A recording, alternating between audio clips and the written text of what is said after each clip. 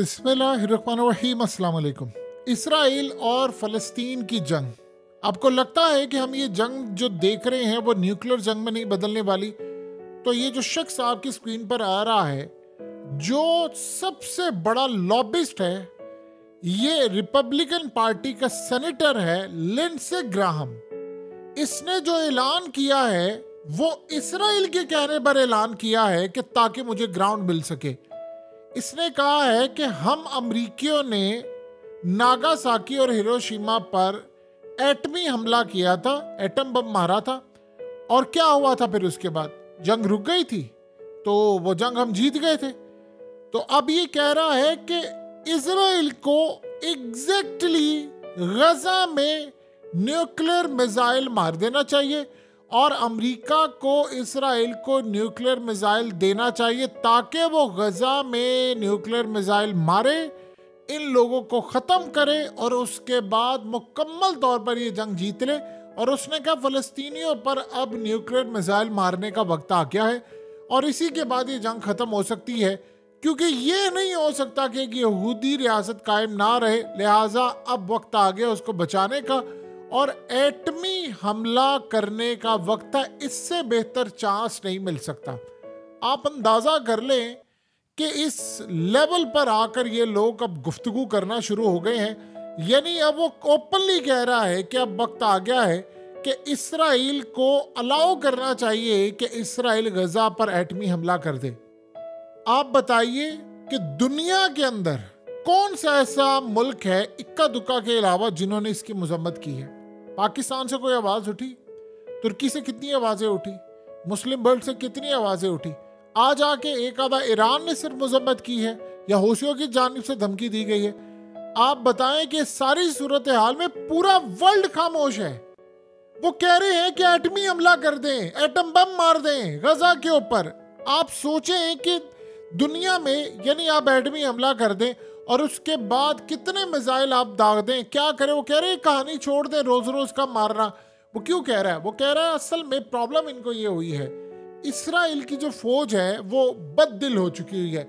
Israel के लोग छोड़कर जा रहे हैं। वो कह रहे हैं कि अगर हम एटमी हमला कर देंगे तो सबसे पहले तो मसला ये होगा कि कोई जुर्रत नहीं करेगा हम पर हमला करने की, ताकि हम दुनिया को ये बता दें। अब सवाल यहाँ पर ये पैदा होता, वो कह रहे हैं कि इससे पहले हम पर कोई हमला कर दे, हम हमला कर दे, क्योंकि आपको पता है कि ईरान ने कल जो जवाब दिया, उन्होंने कहा है कि हम एटमी हमला करने के लिए पूरी तरह तैयार हो जाएंगे अगर हमारी न्यूक्लियर फैसिलिटीज पर हमला किया गया। इन साथ उन्होंने एक और भी फर्दर बात की थी, वो बड़ी अजीबोगरीब बात है। वो उन्होंने कहा था अगर हम इस एटमी हमले में दुनिया को नहीं बचाना चाहते तो इसराइल के एटमी हथियार ले लें। अब आप सोचें कि इस लिंडसे ग्राहम को पता है कि इसराइल के पास एटमी हथियार है, लेकिन वो अमेरिका को कह रहा है कि अमेरिका एटमी हथियार दे दे और गजा पर मारकर, क्योंकि उसने कहा है कि रास्ता कोई नहीं है, क्योंकि यूनाइटेड नेशन के अंदर भी सारे ममालिक ये कह रहे हैं कि हम ये काम करें। देखिए उस वक्त भी अमेरिका ने जब ये काम करना था तो दुनिया के अंदर इसी तरह की गुफ्तगू जारी थी, ये क्या हो गया, एटमी हमला फलाना, उसे मार दिया था। वो भी मार सकते हैं। आपने गौर नहीं किया एक बात कि जब दूसरी जंग अजीम खत्म हुई तो उसके बाद इसराइल का क़याम आ गया, और इसी तरह दुनिया के अंदर तीसरी जंग अजीम के हवाले से ये मामला शुरू हो गया। वो कह रहे हैं इसके अलावा कोई रास्ता नहीं है, आपको ये काम करना पड़ेगा। यानी ये असल में जो पॉलिसी है, ये याद रखिएगा, रिपब्लिकन पार्टी की जानिब से पॉलिसी है।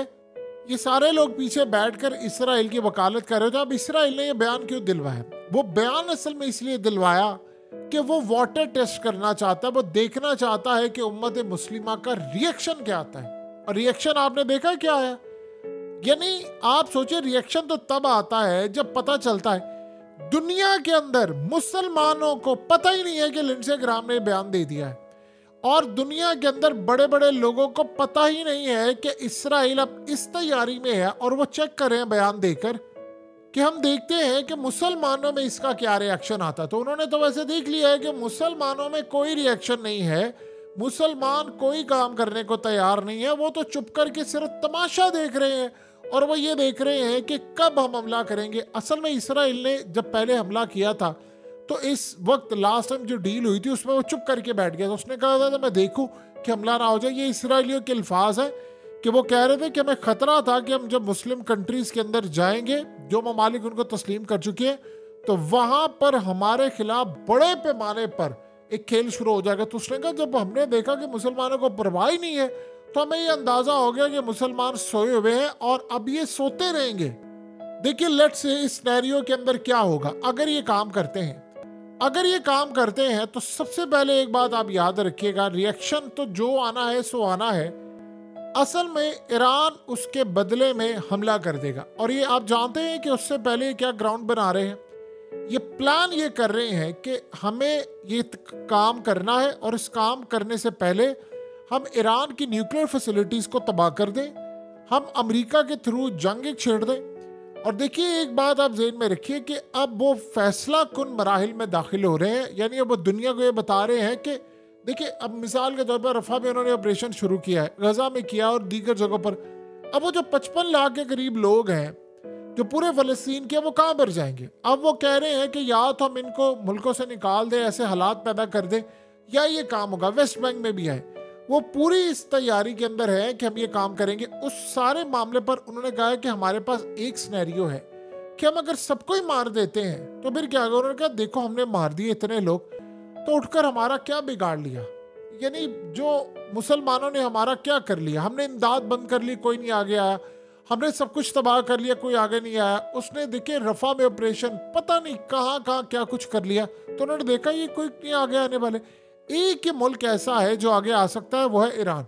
तो ईरान को अगर हमने दबोचना है, हमने उसके हाथ बांधने हैं, तो हमारे पास एक ही रास्ता इस वक्त बचा है ईरान के हवाले से कि हम इनके मुल्क पर जाकर तबाह कर दें। पहले हम इनकी स्ट्राइक की कैपेबिलिटी को तबाह करें, दिन जाकर गजा के ऊपर एटमी हमला करें।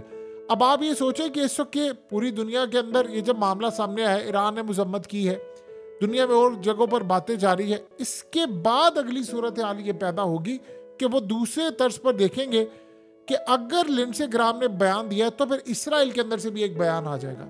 आपको याद होगा कि इसराइल के मिनिस्टर ने भी ये बात कही थी कि हम ये काम कर सकते हैं।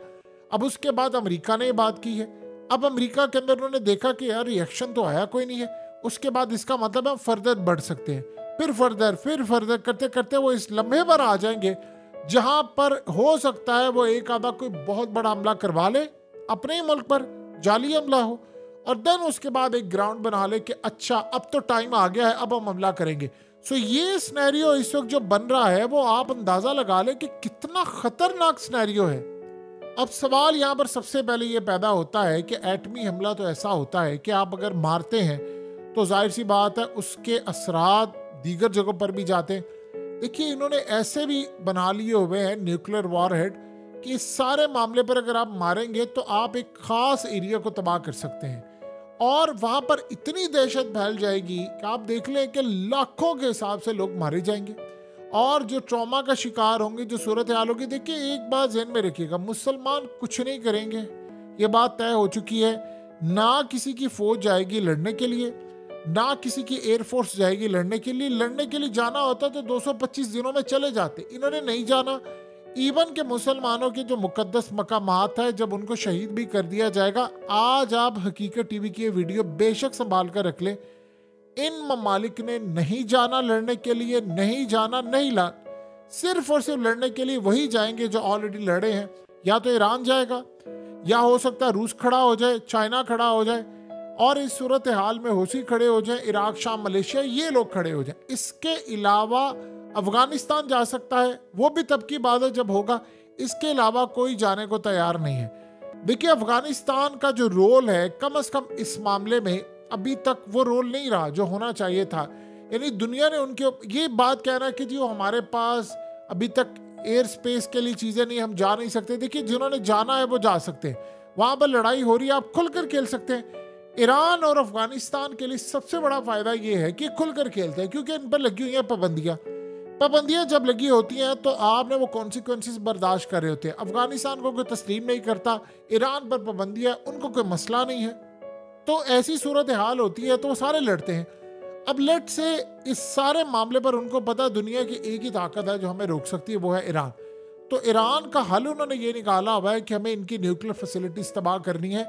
देखिए आज नहीं तो कल इसराइल ने जो मर्जी हो जाए, उन्होंने ईरान को एटमी ताकत बनने इतनी आसानी से नहीं देना। अगर अल्लाह पाक को मंजूर हुआ तो ये एटमी ताकत बन गए तो इसराइल के लिए इतना परमानेंटली खतरा हो जाएगा फिर सारी जिंदगी। और ऊपर से आप ये देखिए कि ईरान की वो टेक्नोलॉजी, देखिए कौन सी ऐसी मुस्लिम कंट्री है, कौन सी ऐसी मुस्लिम कंट्री है जिन्होंने आज तक इसराइल पर इस तरह हमला किया है, चाहे वो उनका बॉर्डर लगता हो ना लगता हो, किसी ने नहीं किया। ईरान ने हमला किया है तो अब उनको खतरा ये है कि ईरान के मिसाइल यहाँ तक पहुंच गए हैं तो कल को ईरान कोई भी हमला कर सकता है। अगर हम इसका एटमी प्रोग्राम तबाह कर दें तब ये सिनेरियो बनेगा। उधर से आयतुल्लाह खामनाई ने क्लियरली कह दिया है कि अगर आपने हमारे एटमी प्रोग्राम को तबाह करने की कोशिश की तो हम डिमोना को हिट कर देंगे। और इसराइल का एक मामला समझ लें, ये जो हालिया हाइपरसोनिक मिसाइल मारे थे ईरान ने, वो असल में दोबारा जाकर हिट कर सकते हैं वहां पर।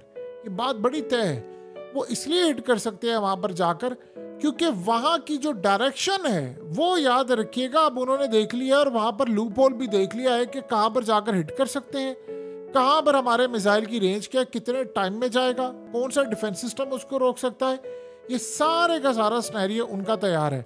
ईरान की जानिब से इस वक्त शदीद आग बगोला होने वाला सिस्टम वहां पर जारी है और वो कह रहे हैं कि किसी सूरत हम अमेरिका को ये काम नहीं करने देंगे और अगर किसी ने एटमी हमला करने की कोशिश की तो बदले में हमारी तरफ से भरपूर जवाब दिया जाएगा।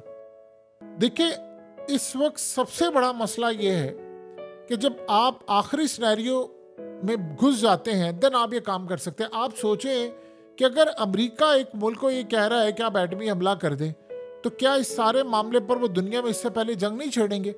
उन्होंने प्लान क्या किया हुआ है? वो प्लान ये करेंगे कि पहले हम ईरान को उस लड़ाई में उलझाएं, इसकी जो सेकेंड स्ट्राइक की कैपेबिलिटी है उसको तबाह करें या फर्स्ट स्ट्राइक की कैपेबिलिटी को भी हम तबाह करें। यानी लेट्स से अगर आप इनके एटमी प्रोग्राम को तबाह करने की कोशिश करते हैं तो जाहिर सी बात है फिर आप उनको इस काबिल नहीं छोड़ेंगे कि वो हमला कर सके। उधर ईरान ने जो काम किया है इसीलिए अमेरिका को खतरा ये है कि 2 से 3 न्यूक्लियर वॉरहेड जो हैं वो खतरा ये है कि वो हूथियों के पास इस वक्त मौजूद हैं और वो उनके पास मौजूद है। देखिए आपने करना क्या होता है, आपने एक बैलिस्टिक मिसाइल है लेट्स से जो हाइपरसोनिक मिसाइल के बारे में रूस ने कहा था कि हूथियों के पास मौजूद है। अब चले इस बात को समझ लें, हाइपरसोनिक मिसाइल उनके पास मौजूद है, बिल्कुल है। तो हाइपरसोनिक मिसाइल जब वो मारेंगे तो वो उन्होंने ईरान ने ऑलरेडी मारकर दिखा दिया है कि आप आवाज़ की रफ्तार से 14 गुना ज़्यादा तेज़ है तो आप उसको रोक नहीं पाए।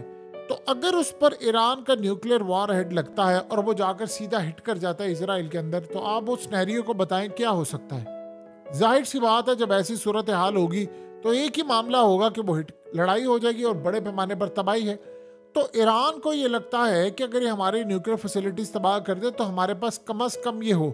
अब यहाँ तक तो सिनेरियो बड़ा क्लियर है कि हूथियों के पास कोई ना कोई न्यूक्लियर वॉर हेड है। इस सारे सिनेरियो के अंदर अमेरिका दोनों तर्ज पर ऑपरेशन करे, लेकिन प्रॉब्लम यह है कि हूथियों के पास जो है वो गारों में है, माउंटेन्स में है, यानी वो किसी तरह कहाँ पर उन्होंने छुपाया हुआ है। अमेरिका के पास इस बारे में कोई इंटेलिजेंस मालूमात इस वक्त मौजूद नहीं है। सो लिहाजा अब ये असल में आहिस्ता आहिस्ता दुनिया को इस मामले पर तैयार कर रहे हैं कि हम कब हमला करेंगे, क्या हमारा प्लान होगा, क्या हमारा सिनेरियो होगा, और वो करते करते उसी जानिब अब सूरत हाल जा रही है।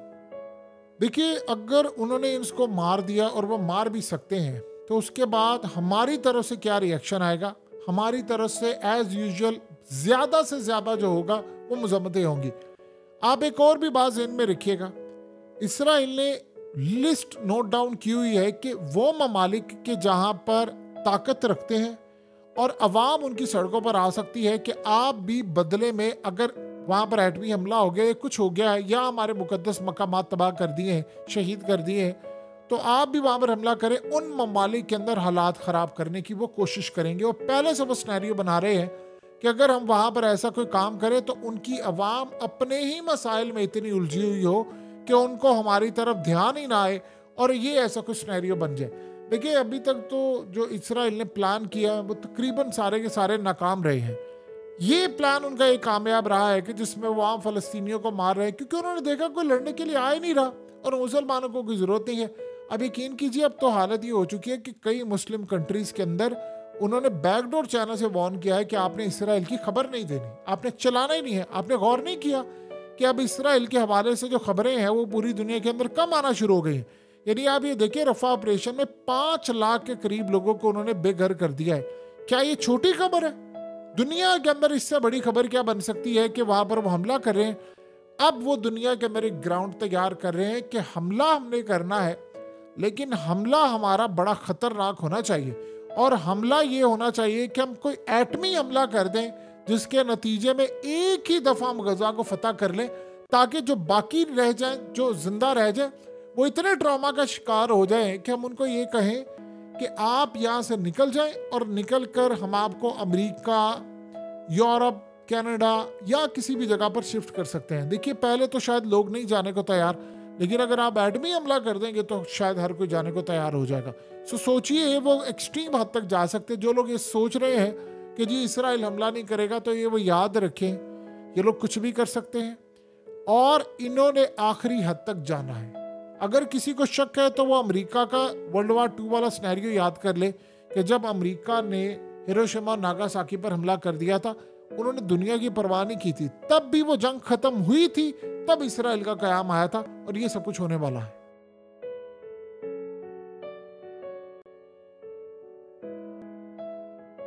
हकीकत टीवी को सब्सक्राइब करना मत भूलें, वीडियो को लाइक करें, शेयर करें और कमेंट सेक्शन में अपनी राय का इजहार जरूर करें।